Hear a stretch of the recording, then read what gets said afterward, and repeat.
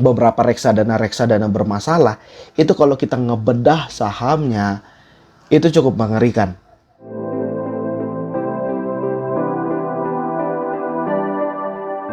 Jadi di video sebelumnya saya mengatakan bahwa untuk menangkap momentum di bursa saham, kita itu bisa menggunakan financial product atau kita bisa menjadi investor mandiri.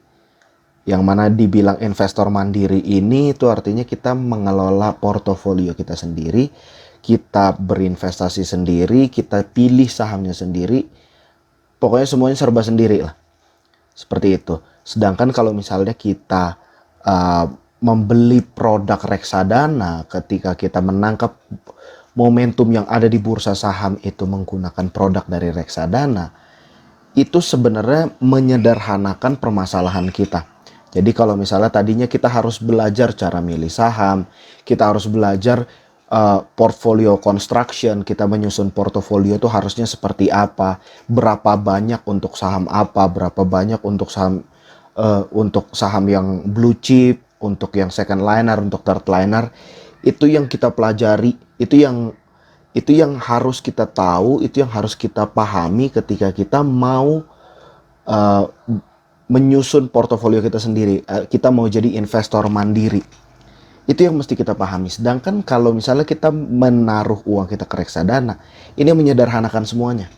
Setelah kita tahu reksadana ini bagus, which mean korelasinya dengan benchmarknya, kalau misalnya di Indonesia benchmarknya IHSG, korelasi dengan IHSG-nya bagus, dan kita udah tahu ini reksadana, aset under management-nya besar, satu-satunya hal yang perlu kita lakukan adalah kita tangkap momentumnya.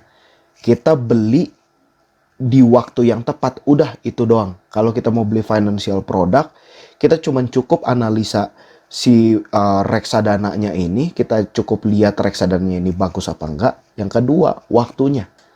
Sesederhana itu. Cuman kalau menurut saya ada beberapa hal yang justru kalau misalnya kita investasi mandiri, kita menjadi seorang investor mandiri, itu justru lebih menguntungkan. Jadi kalau misalnya kemarin kita bahas kenapa reksadana lebih menguntungkan, sekarang kita bahas kenapa investasi mandiri atau jadi investor mandiri itu justru lebih menguntungkan.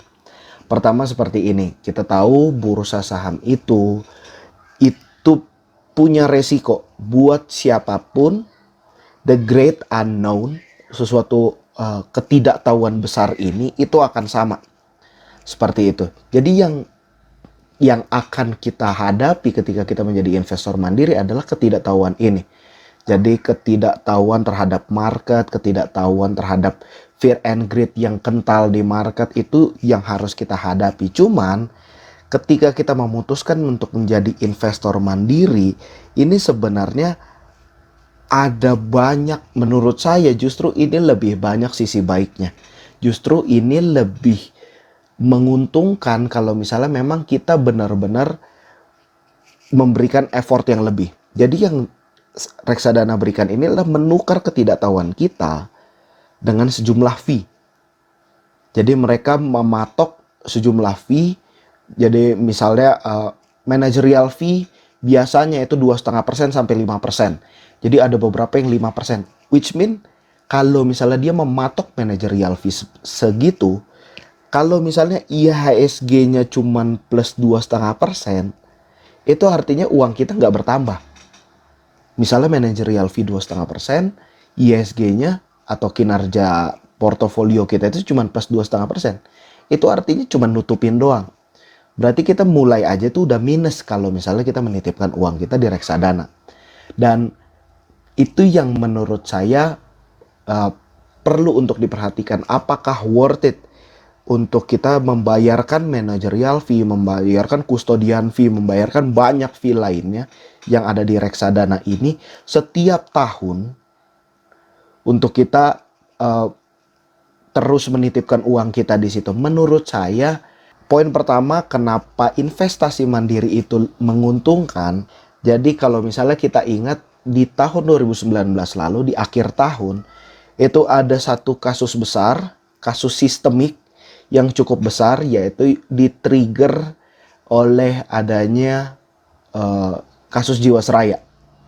Jadi yang terjadi di kasus Jiwasraya ini adalah Jiwasraya ini membeli aset-aset beresiko, yang mana itu artinya dia membeli saham-saham yang punya resiko besar kayak gitu. Jadi manajer investasinya, ya saya nggak mau komentar kayak gimana-gimana, nanti malah jadi salah. Jadi intinya kasus Jiwasraya ini tuh berdampak sistemik, sehingga semua manajer-manajer investasi yang berkaitan dengan kasus ini, yang berkaitan dengan kasus perbandaran besar di Indonesia ini, itu goyang. Kayak gitu. Jadi banyak manajer investasi yang goyang, banyak manajer investasi yang dananya itu tuh jadi nggak bisa ditarik. Jadi kalau misalnya saya sempat lihat juga isinya, misalnya saham-saham yang ada di Mina Padi, saham-saham yang dimiliki oleh beberapa reksadana bermasalah, itu kalau kita ngebedah sahamnya, itu cukup mengerikan. Banyak saham-saham yang tidur di 50. Jadi kayak bener-bener ini aset yang mereka beli atas dasar apa sih sebenarnya manajer investasi ini beli saham ini. Kayak gitu. Jadi ketika kita menitipkan uang kita ke reksadana, itu kita menambah resiko konflik of interest. Jadi ada banyak faktor kepentingan, kita nggak ngerti lah permainan mereka.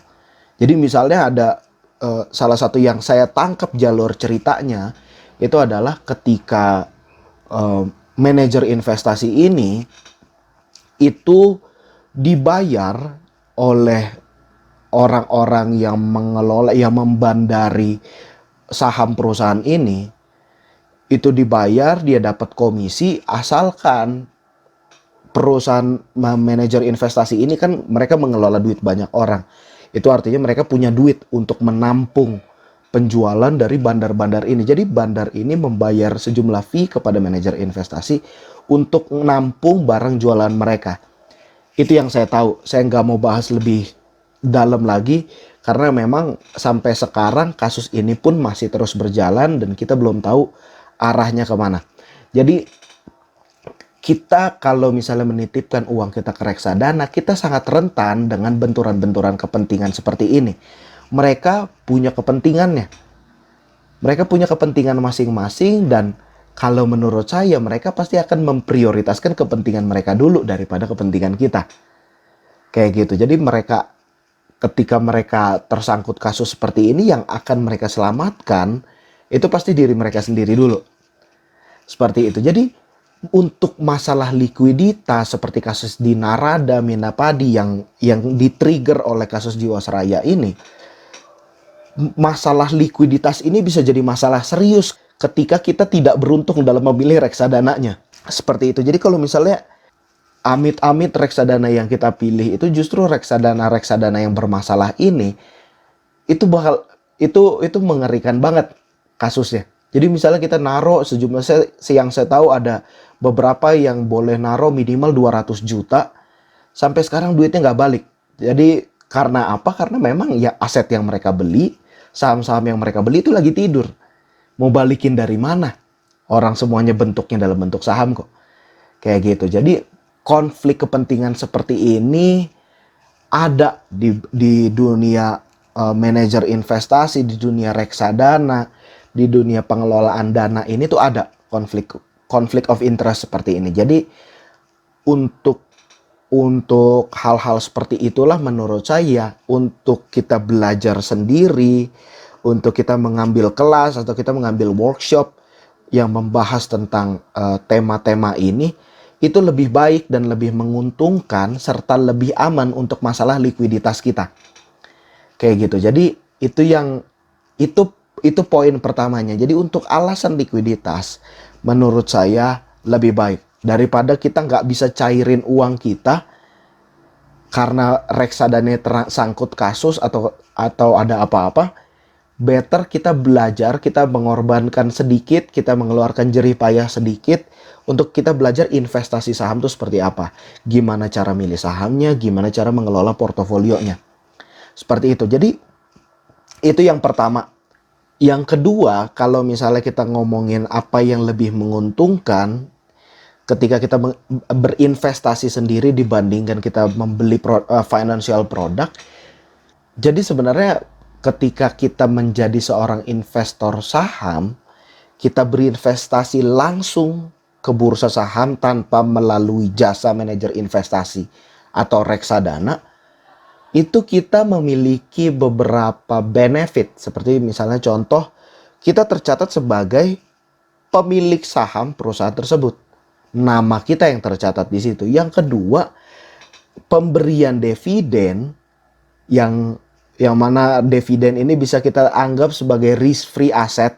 Jadi ketika kita berinvestasi saham, ada dua sarana kita untuk mendapatkan uang. Yang pertama dari capital gain, yang kedua itu dari dividen. Dividen ini dibagikan oleh perusahaan setiap tahun. Seperti itu. Jadi dividen ini variatif lah. Jadi ada yang ada perusahaan-perusahaan yang bagi dividen 2%, ada perusahaan yang bagi dividen bahkan sampai 4%. Jadi kalau misalnya di kondisi seperti ini, dividen yield itu biasanya tinggi-tinggi. Jadi dividen ini kan adalah benefit yang kita dapatkan ketika kita menjadi seorang investor saham. Dividen ini kita dapat ketika kita berinvestasi langsung ke bursa saham dan kita berinvestasi langsung ke saham tersebut. Kalau kita menggunakan produk reksadana, kita nggak dapat risk free asset itu, kita nggak dapat passive income yang kita dapat setiap tahun lewat dividen itu kita nggak dapat. Kayak gitu. Jadi dividen ini nggak dibagikan ke kita. Itu menurut saya yang lebih menguntungkannya, itu menurut saya benefit yang kedua yang bisa kita dapat ketika kita berinvestasi secara langsung ke bursa saham. Privilege yang kita dapatkan sebagai investor mandiri itu menurut saya lebih worth it. Kita nggak dipotong macam-macam lah. Jadi kalau misalnya kita berinvestasi di reksadana, yang pertama dividen kita nggak bisa dapat, yang kedua ada masalah likuiditas lagi. Kita mesti bayar fee lagi. Kayak gitu. That's why menurut saya berinvestasi langsung ke bursa saham itu benefitnya lebih banyak. Kayak gitu. Lalu yang ketiga adalah menurut saya teringat satu kalimat dari, saya lupa siapa yang ngomong, cuman dia bilang bahwa invest in yourself is the best investment. Jadi ketika kita berinvestasi untuk diri kita, berinvestasi untuk mengedukasi diri kita, memberikan diri kita pemahaman bahwa bursa saham tuh resikonya seperti ini, cara milih sahamnya seperti ini, mengelola portofolio seperti ini, itu menurut saya akan jauh lebih worth it untuk jangka panjang. Kayak gitu. Kenapa? Karena apa yang udah ada di sini itu nggak bisa diambil lagi. Apa yang udah ada di kepala kita itu udah nggak bisa ditarik lagi sama orang. Jadi pemahaman-pemahaman itu ketika udah masuk di kepala kita itu akan jadi modal kita. Seperti itu. Jadi berinvestasi dengan kita mengisi pengetahuan kita, dengan kita mengedukasi diri kita, menurut saya itu adalah investasi terbaik. Kalau saya sendiri, saya akan lebih pilih untuk menjadi seorang investor mandiri. Saya nggak mau membiarkan diri saya tidak teredukasi dengan baik, dengan konflik kepentingan yang ada di market, dengan segala kerumitan yang ada di market. Jadi lebih baik saya tahu sedikit. Kalau misalnya masalah ke depannya saya akan menitipkan uang saya ke orang lain, atau ke manajer investasi, atau ke reksadana, saya udah tahu resiko yang saya hadapi apa. Seperti itu. Jadi mengedukasi diri saya, memberikan diri saya pemahaman tentang bursa saham, menurut saya itu adalah the best investment yang bisa saya buat. Seperti itu. Jadi itu 3 alasan yang menurut saya penting untuk diperhatikan kalau misalnya kita mau memilih reksadana dan atau investasi mandiri. Jadi kalau misalnya ditanya apakah saya lebih pilih untuk reksadana atau investasi mandiri, saya akan selalu pilih untuk investasi mandiri. Kenapa? Karena benefitnya untuk diri saya maupun untuk kantong saya, untuk portofolio saya, itu lebih banyak kalau misalnya saya investasi sendiri. Seperti itu. Saya nggak masalah sedikit lebih rumit, untuk belajar satu hal yang baru daripada uang saya hilang semuanya karena konflik kepentingan, karena resiko-resiko yang saya nggak tahu sama sekali. Seperti itu. Jadi untuk video kali ini itu aja. Buat kalian, kalau misalnya kalian suka dengan video ini, please klik like. Kalau misalnya tidak suka dengan video ini, klik dislike, tidak apa-apa. Kalau kalian sendiri, kalian lebih pilih mana? Menangkap momentum di bursa saham menggunakan jasa reksadana, atau justru menjadi investor mandiri? Please tulis jawaban kalian di kolom komentar di bawah. Oke? Thank you. See you in next video. Bye.